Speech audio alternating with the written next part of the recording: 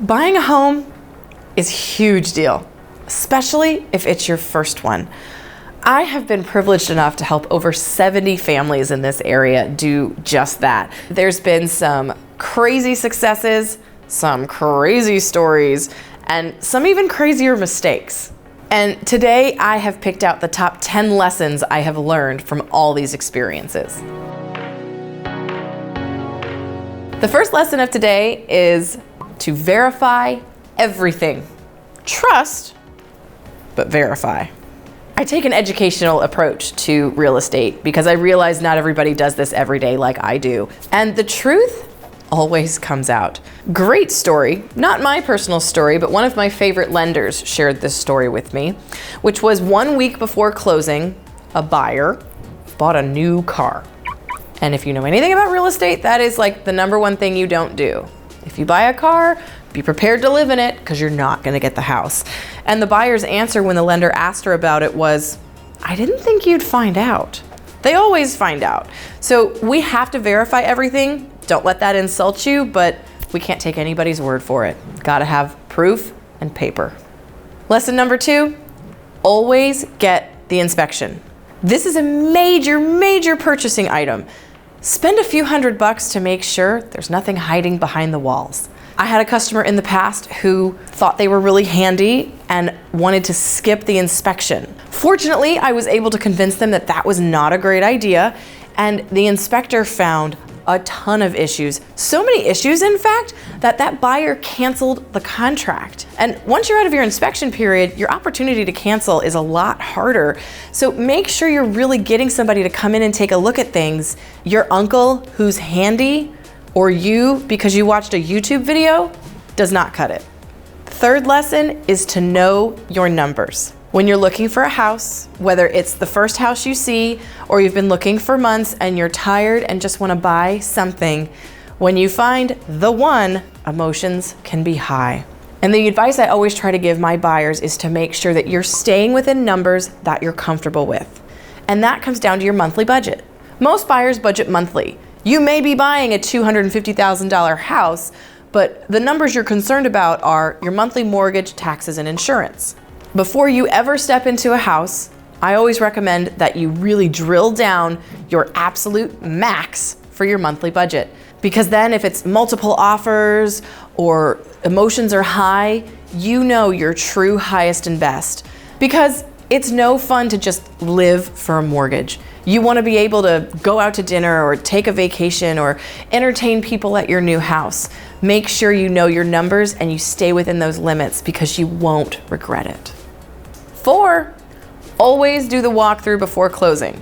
Yes, this is another always. In my career, I've been incredibly fortunate that I've never had anything go super sideways at a walkthrough, but I still encourage all of my buyers to do it. Why? Let me share a horror story with you that happened to one of my coworkers. Day before closing, buyers don't do the walkthrough. You're busy, you're trying to get off of work, you've got to go sign the papers. No big deal, we'll skip the walkthrough. Well, turns out the night before, somebody had actually driven up in the yard and done donuts and totally dug out all the landscaping. It ended up being a huge issue, and once you sign that paperwork, there's not a lot of leverage that you have left. Always do the walkthrough. It's 15 to 20 minutes of your time you will never regret spending. Number 5, the right house always pops up. I'm having a bit of a relationship with always today, but I have just seen it time and time again where these things repeat themselves. You're gonna find your dream house, you're gonna put an offer in on it, and maybe that offer doesn't get accepted. Or maybe you end up canceling because of inspection. I have never, ever seen a buyer who's sad about the house that they've ended up in. For whatever reason, the powers that be always seem to conspire to put you in the right place. So remember, if you lose out on an offer or something doesn't come to fruition, there's a reason for it. And I just see that repeated over and over again with my buyers, that where you end up is absolutely where you're supposed to be.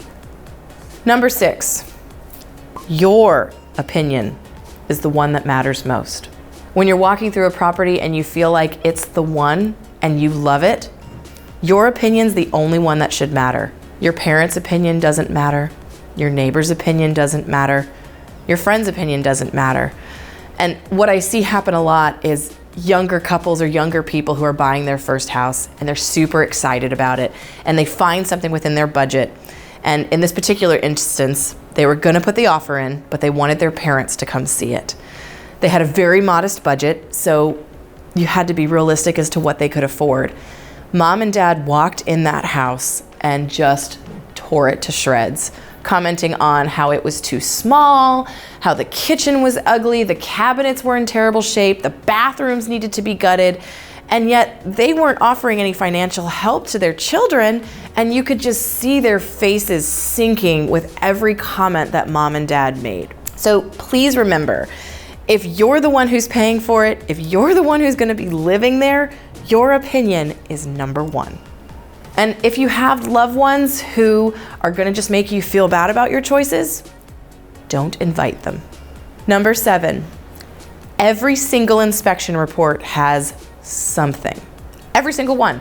Even on new construction, there's going to be some little repair or issue that you need to be aware of as a buyer. When you get an inspection report back, it's going to be long. Don't let that freak you out.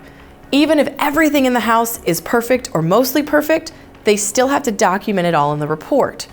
What you want to focus on are the big things. I always tell my buyers, safety issues are number 1. Anything that is broken or needs repair because it's going to be a safety issue is huge. Or anything that's broken or non-functioning, like a leaking roof or a stove that doesn't work. If it hasn't been disclosed ahead of time, those are things you want to pay attention to on your inspection report.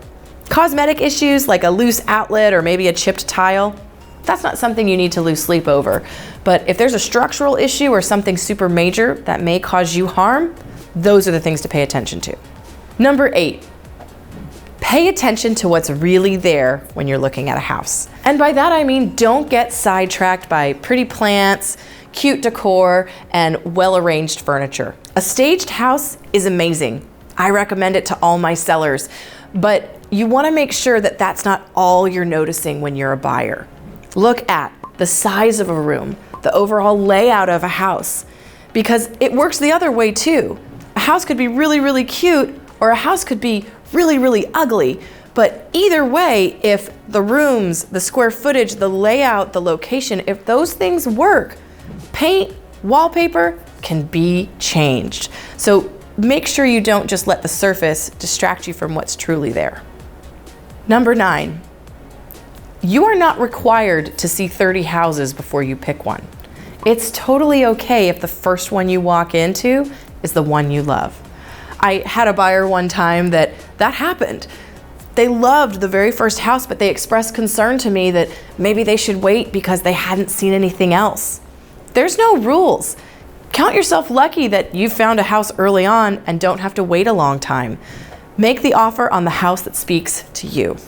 And last, certainly not least, number 10, it's worth it. The journey to homeownership can be stressful, it can be hard, it can be really scary. But the joys of homeownership are absolutely worth it. Not only the pride you can feel about having something that's yours, but from a financial perspective, you own it. And you're not paying the landlord's mortgage, you're paying your mortgage, and you're gonna have something to show for it at the end of the day. Standing here today, I'm just a little bit shocked by the fact that I've helped over 70 families purchase homes in the Gainesville area. But I can truly say this is a career I absolutely love, and I wanna make sure that you get the best experience possible with the largest financial purchase of your life. Now that I've gone through some of the most important lessons in home buying, if you're at the beginning of your home search and your budget's $350,000, you are definitely going to want to check out my video on what $350K gets you in the Gainesville area. I'm Lindsey Johnson, your resource for all things real estate. See you next time.